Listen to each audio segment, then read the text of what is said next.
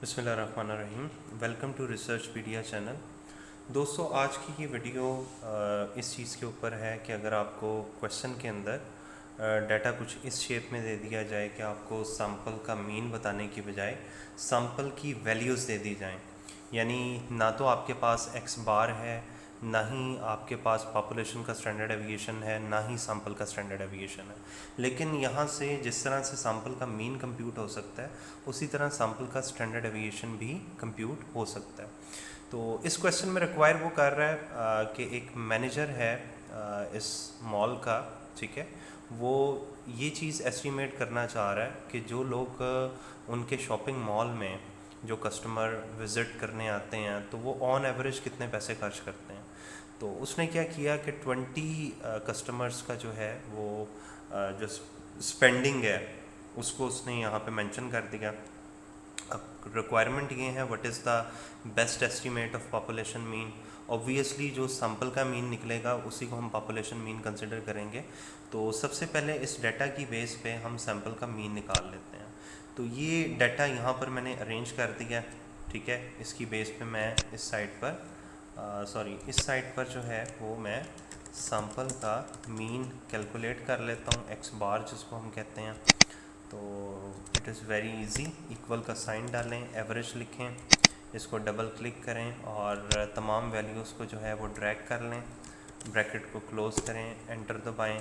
तो ये हमारे सामने जो है वो सैंपल का मीन आ चुका है, ठीक है। इसी तरह मुझे सैंपल का स्टैंडर्ड एविएशन निकालना है।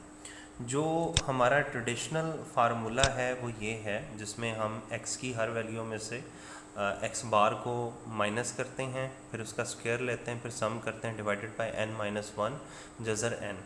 इस पूरे फार्मूले को अगर इस एलिमेंट के हिसाब से सॉल्व करेंगे तो it would be very time consuming. इसका सेकंड मेथड जो आसान मेथड है, जैसे मैंने सैंपल का मीन निकाला है, इसी तरह सैंपल का जो है वो स्टैंडर्ड एविएशन भी निकाला जा सकता है। It is quite easy. तो सैंपल स्टैंडर्ड एविएशन, इसके लिए करना आपने ये होता है कि इक्वल का साइन डाला, STD। ये जब आप लिखेंगे तो आपके सामने यहाँ पर लिस्ट एक अपीयर होगी। दो ऑप्शन है, एक स्टैंडर्ड एविएशन P है, एक स्टैंडर्ड एविएशन S है। स्टैंडर्ड एविएशन P से मुराद है पॉपुलेशन का स्टैंडर्ड एविएशन, जबकि स्टैंडर्ड एविएशन S से मुराद है सैंपल का स्टैंडर्ड एविएशन।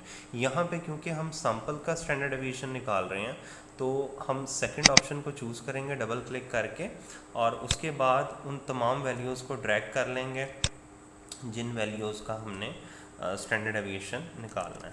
तो ब्रैकेट को क्लोज़ करें, एंटर दबाएं, तो ये आपके सामने जो है वो सैंपल का स्टैंडर्ड एविएशन आ जाता है। अच्छा, इन्हीं दो चीज़ों को एक और तरीके से भी कैलकुलेट किया जा सकता है, ठीक है। इकट्ठे भी आ सकती हैं। उसके लिए आपके जो एक्सेल के अंदर डाटा के मेन्यू में जाकर डाटा एनालिसिस का टैग एड इन्स होना चाहिए। ये बेसिकली यूज़ तब किया जाता है जब आप कोई स्टैटिस्टिकल प्रोसीजर या कैलकुलेशन अप्लाई करना चाह रहे हैं, तो आप डाटा एनालिसिस को यूज़ कर सकते हैं। इस पे मैंने एक वीडियो बनाकर अपलोड कर दी थी कि अगर ये एड इन यहाँ पे मौजूद नहीं है तो इसको यहाँ पर कैसे लाया जा सकता है। तो बहरहाल आज की हमारी डिस्कशन इस चीज़ के ऊपर है कि हमने कॉन्फिडेंस इंटरवल कैलकुलेट करना है टी की वैल्यू का on the basis of Excel. तो इन दो वैल्यूज़ को अगर हमने इस फंक्शन के तहत जो है कैलकुलेट करना हो तो सिंपली इसको क्लिक करें और यहाँ पर डिस्क्रिप्टिव स्टैटिस्टिक का एक ऑप्शन मौजूद है, इसको आप क्लिक कर दें, ओके का बटन दबा दें। अब जिन वैल्यूज़ का आप डिस्क्रिप्टिव फाइंड आउट करना चाह रहे हैं उन वैल्यूज़ को सिलेक्ट कर लें, ठीक है। लेबल इसमें मौजूद नहीं है, लेबल मैंने लगाया ही नहीं है। अगर ऊपर वैल्यूज़ के ऊपर कोई लेबल वगैरह हो तो वो आप सेट कर दें, समरी स्टैटिस्टिक, और ओके का बटन दबाएं। तो आपके सामने ना एक समराइज टेबल आ जाएगा जिसमें आपको मीन भी मिल जाएगा, आपको जो है वो स्टैंडर्ड एविएशन जो है वो भी मिल जाएगा कि कितना बनता है। तो ये देखें, आपको मल्टीपल वैल्यूज़ मिल रही हैं। तो इस तरीके से भी आप जो है वो बड़ी तेज़ी के साथ एक्सेल को यूज़ करते हुए ये दो वैल्यूज़ जो हैं वो कंप्यूट कर सकते हैं। तो ये वही हैं जो हमने यहाँ पे इंडिविजुअली भी कैलकुलेट की हुई हैं। तो ये फाइंड आउट करने के बाद हमने बेसिकली कॉन्फिडेंस इंटरवल का फार्मूला लगाना है। एस हमारे पास आ गया, एन हमारे पास मौजूद है, टी की वैल्यू हमने निकालनी है। तो यहाँ पर इसने जो कॉन्फिडेंस इंटरवल दिया हुआ है वो 95 है, जबकि सैम्पल का साइज़ 20 है, तो 19 डिग्री ऑफ फ्रीडम होगा। 19 डिग्री ऑफ फ्रीडम के ऊपर हम चेक कर लेते हैं 95% पे। तो 19 डिग्री ऑफ फ्रीडम पे 95% पे 2.093 ये टी वैल्यू आ जाएगी। ठीक है जी, हम यहाँ पर टी वैल्यू को लिख देते हैं, विच इज़ 2.093। ठीक है जी, ये अब हमारे सामने जो है हमारा क्वेश्चन थोड़ा सा समराइज़ हो गया। अब हमने क्या करना है जी, हमने स्क्वायर रूट ऑफ एन निकालना है।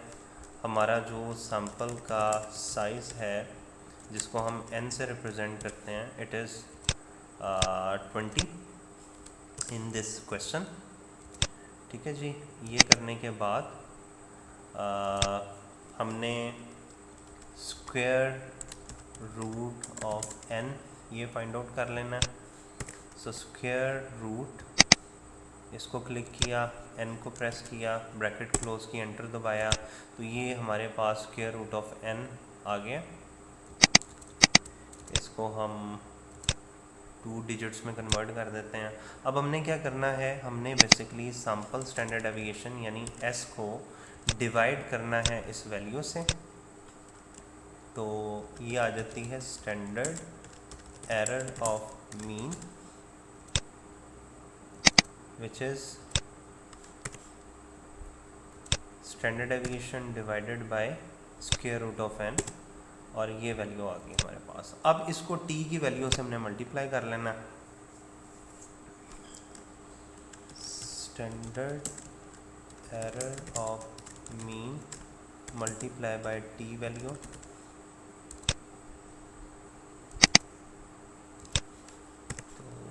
ये आ जाएगा जी, इसको मल्टीप्लाई करें टी की वैल्यू से। टी की वैल्यू हमारे पास है 2.093, तो ये हमारे सामने एक वैल्यू आ गई। अब इस वैल्यू को एक दफ़ा हमने सैम्पल मीन में से लेस करना है और एक दफ़ा इसमें ऐड कर लेना है। तो हमें लोअर लिमिट और अपर लिमिट का पता चल जाएगा।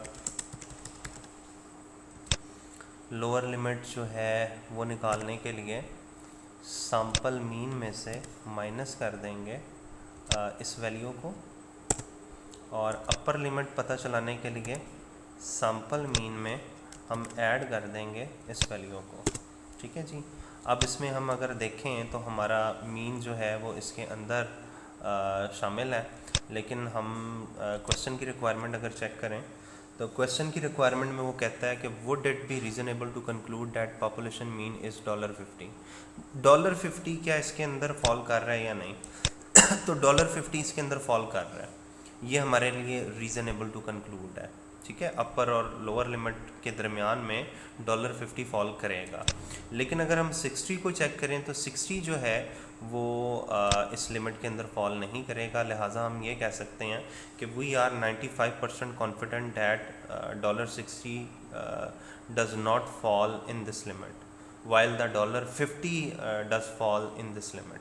ठीक है जी, तो ये तरीक़ाकार है जब आप एक्सेल की मदद से कॉन्फिडेंस इंटरवल कैलकुलेट करना चाह रहे हो in the presence of T value, in the absence of population standard deviation, in the absence of less than 30 values of sample size.